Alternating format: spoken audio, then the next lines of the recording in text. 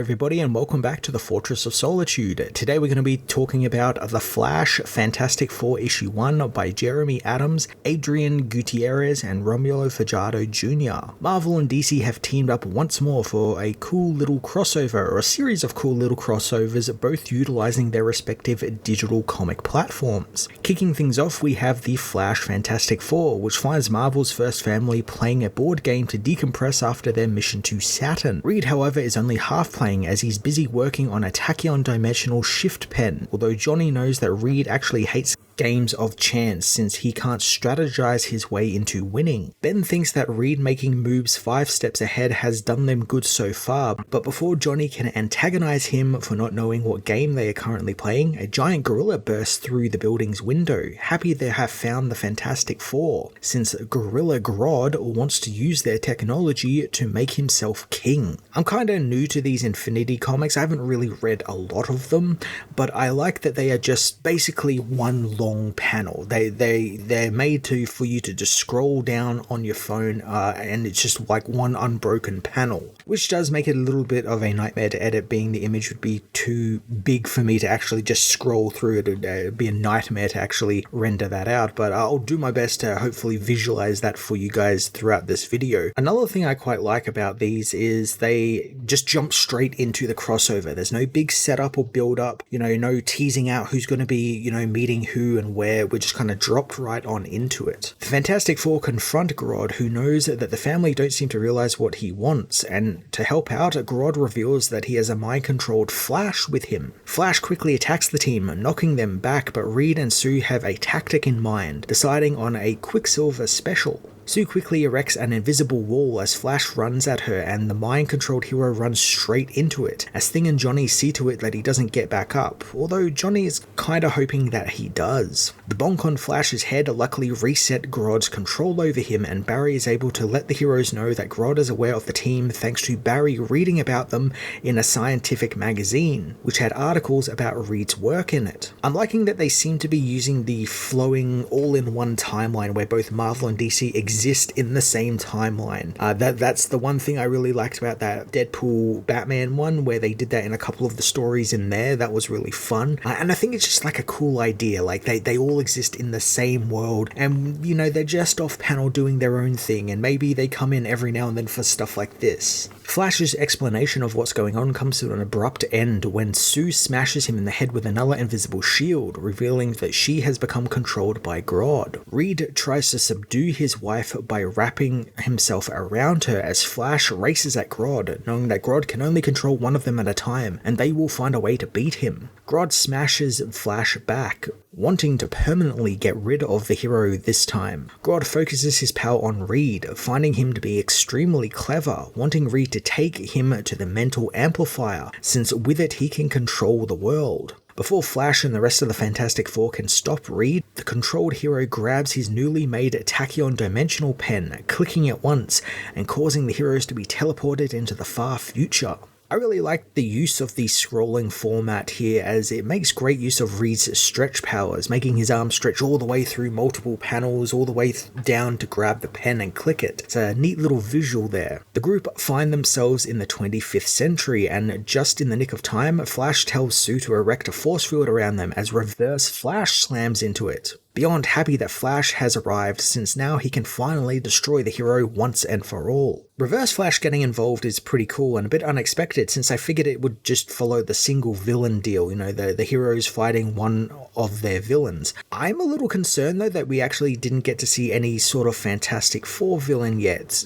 To kind of even things out though, maybe have one Marvel, one DC villain, like you've got one DC and one Marvel hero. But it does not seem that we are going to be getting that here, at least. Flash tries to explain his and Reverse Flash's complicated history together, wanting to know about the device Reed used on them. Sue and Johnny both know it was the time dilation pen, and Flash thinks that the tachyons from the device could have been drawn into the Speed Force, which might actually be their key to getting home. Flash plans on entering the Speed Force to track the tachyons, that took them to the future and follow them back to the present. Sue knows that some of them aren't as fast as the Flash, but luckily, the hero has a soul for that, hoping that Sue can create her force fields into any sort of shape, making her create a sled that he will pull with them on board. This kind of feels like classic Flash time travel Speed Force shenanigans. Gotta get out of the Speed Force and get home. We've seen it time and time again. I don't really like that one line though about Flash kind of waving away Sue's question about the Speed Force. Like, it's not really that difficult to explain. And Jeremy Adams has explained it quite a fair few times in pretty succinct versions. So like, it's not that hard and you can just,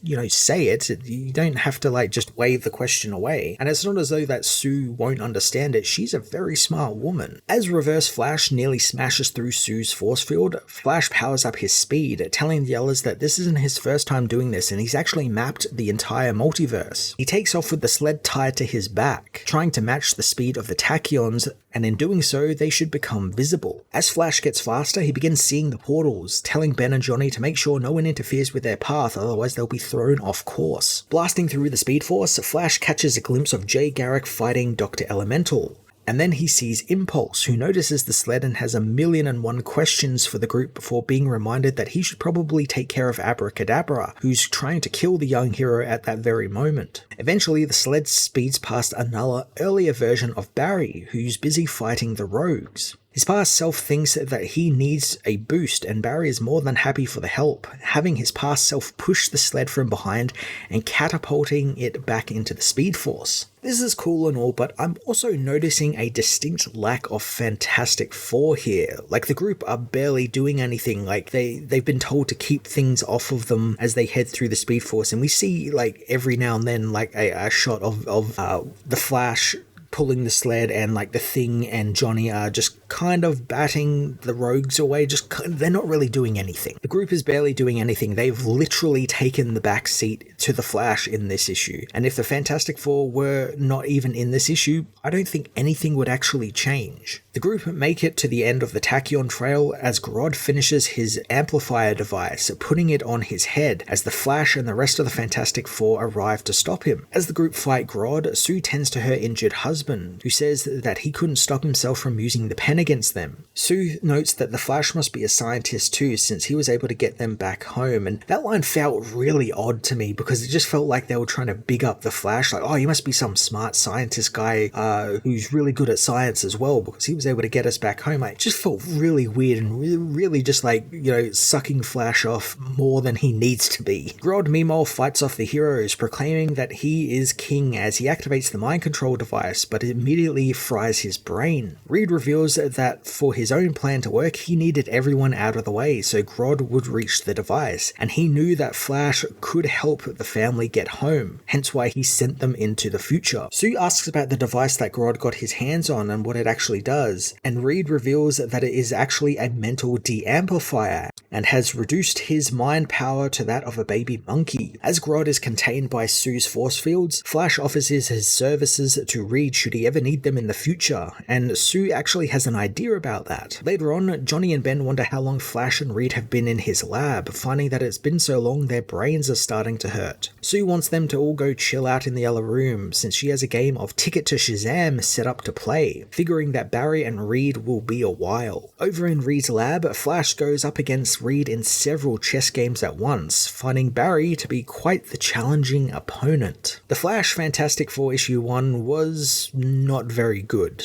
My biggest problem with this being that this was not a crossover. This was just a Flash issue that the Fantastic Four very barely did anything in. They were barely characters in this. It was all the Flash show as soon as the character turned up, which really sucks because in the initial couple of panels, I think Jeremy Adams wrote the Fantastic Four pretty well. They were that family unit. They had that sort of adventurous, fun feeling to them, but then that all just got sucked away once the Flash showed up. I wasn't expecting some deep, well thought out crossover, being that this is just a digital platform comic that's meant to be scrolled through on a phone, but I kind of expected a little more than this. I am going to give this issue a 4 out of 10.